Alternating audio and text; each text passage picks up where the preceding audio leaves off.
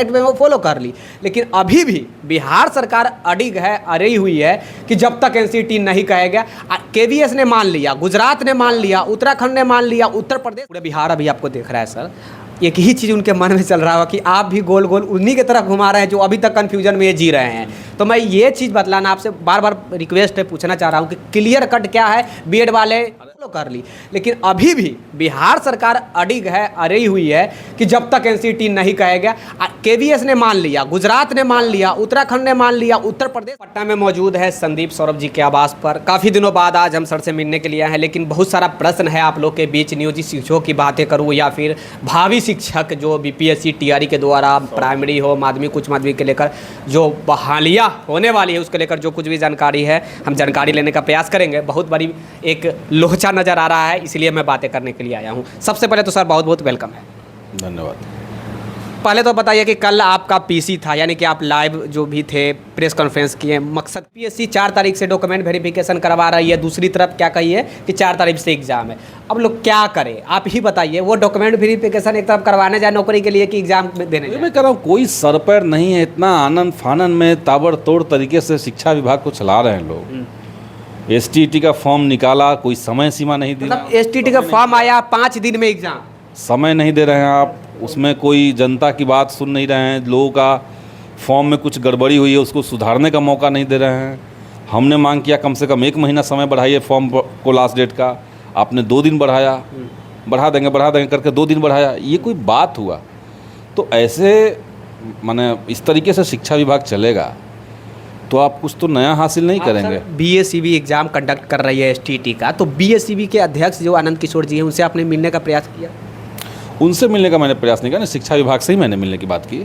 सब देखिए, बीएसईबी हो या कोई हो, वो कंट्रोल शिक्षा विभाग से ही लोग होते हैं। हमने प्रयास तो किया। क्या उम्मीद है, क्या युवाओं के क्या उम्मीद किया जाए कि अब लास्ट सिचुएशन एग्जाम एकदम बॉर्डर पे चढ़ना है? अब हम क्या उम्मीद करें?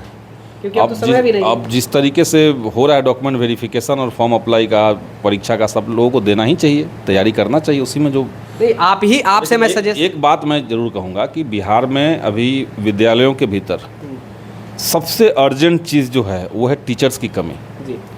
और ख़ास करके मिडिल में और हाई स्कूल में। मतलब 10th तक पढ़ाई जो होती है, 8, 9, 10 और 11, 12, यहाँ पे टीचर नहीं है। अच्छा, एक पहली बार मैं आपसे बात करने के लिए आया हूँ सुप्रीम कोर्ट के जजमेंट को लेकर। कैमरामैन कैमरा आप सही से पकड़िएगा। सुप्रीम कोर्ट की जजमेंट आया है, बीएड वालों को पीआरटी से बाहर किया गया, इसके लेकर आप क्या सोचते हैं? मैं कुछ नहीं सोचता हूँ। खुल के बताइए सर। नहीं सोचता हूँ। सुप्रीम कोर्ट का जब वर्डिक्ट आ गया तो हम सोच के क्या करेंगे? फिर भी अभी तक गवर्नमेंट, यही मैं जानना चाह रहा था कि आप अगर सुप्रीम कोर्ट के बातों को काट नहीं सकते हैं तो फिर आप भिन्न अंग है सरकार के, तो उनको बातों को अभी तक बिहार सरकार क्यों नहीं फॉलो की? क्या फॉलो नहीं की? तो आप लोग कहाँ रह रहे हैं? हाँ बोलिए ना। बीपीएससी ने तो अनाउंस किया ना, उसके चेयरमैन आकर के प्रेस में कहे ना बात। क्या बोले वो? वही तो आपको सुनना चाहिए कि क्या बोले हैं। वो बोले हैं कि सुप्रीम कोर्ट का वर्डिक्ट आ जाने के बाद हम प्राइमरी में बीएड के बच्चों का रिजल्ट नहीं देंगे, परीक्षा भले ले लेंगे, रिजल्ट नहीं देंगे। रिजल्ट उसी स्थिति में देंगे जब आप सुप्रीम कोर्ट से जाकर के कोई रिलीफ लेकर के आएंगे। यही कहा उन्होंने। तो आप क्या कहना चाह रहे हैं कि जो हमारा कंटेम्प्ट ऑफ कोर्ट हो जाएगा? जी, पीआरटी का 24 से वेरिफिकेशन है, क्या बीएड वाले जावे या ना जावे? हम कैसे बताएं भाई? वही मैं जानना चाह रहा हूँ सर। इस बीपीएससी का सवाल ना है कि वो जाए कि ना जाए। यहाँ बीपीएससी नहीं है सर, वो फेंक रही है कि शिक्षा विभाग जाने, शिक्षा विभाग कह रही है कि बीपीएससी जाने। बीपीएससी ने एक मिनट, शिक्षा विभाग और बीपीएससी बहुत ज़्यादा अंतर नहीं है। मैं बता रहा हूँ, दोनों ही सरकार से संचालित है। सरकार का जो विधि विभाग है उसमें उसके गाइडलाइन से दोनों चलेगा, नियम कानून से चलेगा। चूँकि इंटरफेरेंस सुप्रीम कोर्ट का है तो एक लेवल पे जाकर के अनाउंस तो कर दिया है। हाँ, डॉक्यूमेंट वेरिफिकेशन भी करवा लेगा सरकार, रिजल्ट रोक के रखेगा फिर।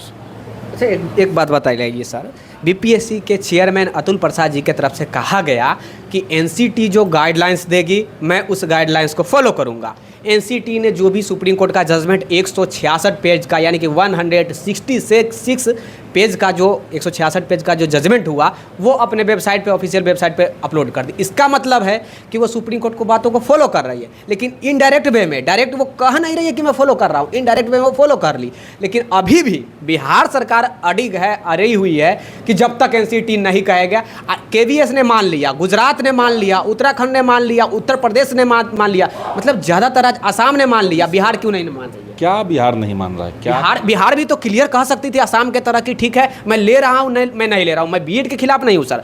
मेरा कहने का मतलब है कि आप कन्फ्यूजन में क्यों रहे? नहीं, कन्फ्यूज़न है नहीं, वर्डिक्ट ही इस तरह का है जिसमें लाखों बीएड के जो बच्चे हैं वो दुखी हैं और बहुत जायज़ चीज़ है।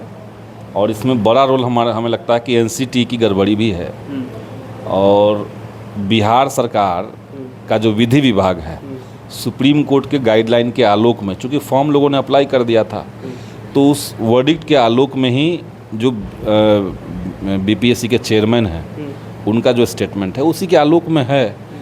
और इससे ज़्यादा हमें नहीं लगता है कि इस समय कोई भी सरकार इस सिचुएशन में कर पाएगी।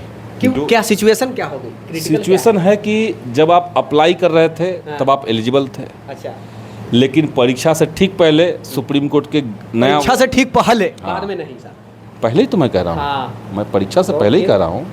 तो परीक्षा से पहले आपकी एलिजिबिलिटी पे क्वेश्चन लगा दिया सुप्रीम कोर्ट ने। तो ये सिचुएशन है, ऐसा नहीं कि आपका परीक्षा हो गया, रिजल्ट आ गया तब सुप्रीम कोर्ट ने कहा। अगर ये स्थिति होती तो दूसरा होता। कुछ राज्यों में इस तरह की स्थिति है जहाँ पे परीक्षा हो गया, रिजल्ट हो गया, ज्वाइनिंग से ठीक पहले वर्डिक्ट आ गया। तो चूंकि रिजल्ट हो गया तो सरकार के पास दूसरा वो स्थिति दूसरी है, बिहार की स्थिति दूसरी है। और इसमें बीएसएससी का चेयरमैन ने जो स्टेटमेंट दिया है हमें लगता है कि वो ठीक है। बीपीएससी के जो चेयरमैन ने स्टेटमेंट दिया वो हमें लगता है कि ठीक है। आपसे युवा पूरे बिहार अभी आपको देख रहा है सर, एक ही चीज़ उनके मन में चल रहा होगा कि आप भी गोल गोल उन्हीं की तरफ घुमा रहे हैं जो अभी तक कन्फ्यूजन में ये जी रहे हैं। तो मैं ये चीज़ बतलाना आपसे बार बार रिक्वेस्ट है, पूछना चाह रहा हूँ कि क्लियर कट क्या है, बीएड वाले होंगे पीआरटी नहीं? आप लोग को सनसनी चाहिए। ठीक है, अब आप जो समझ लीजिए सर। सनसनी वाली बात यहाँ नहीं है ना। यहाँ तो सुप्रीम कोर्ट का आदेश है, उसके आलोक में बीपीएससी के चेयरमैन का स्टेटमेंट है, उसी के अनुसार काम चल रहा है। कहना क्या चाह रहे हैं कि बीएड वाले पीआरटी आउट? हम कहाँ कहना चाह रहे हैं, हम तो कहना हम नहीं, हम ये नहीं कर रहे हैं। हम तो स्थिति बता रहे हैं, हम भविष्य की कल्पना नहीं कर रहे हैं। हम ये कह रहे हैं कि बच्चों को जो बीएड अभ्यर्थी हैं उन लोगों को सुप्रीम कोर्ट में दोबारा से कोई पिटीशन दाखिल करना चाहिए। और ये बड़े पैमाने पर स्टूडेंट्स जो हैं इससे क्या होगा? रिव्यू पिटीशन होता है। तो सर डबल बेंच 11 तारीख को सुनवाई दी, उसके बाद ट्रिपल बेंच दी, अब क्या करना चाहते हैं? राष्ट्रपति जी आवेंगे खुद रिव्यू वो वकील बताएंगे ना, वो आप बताएंगे थोड़ी, हम थोड़ी बताएंगे, वकील बताएंगे।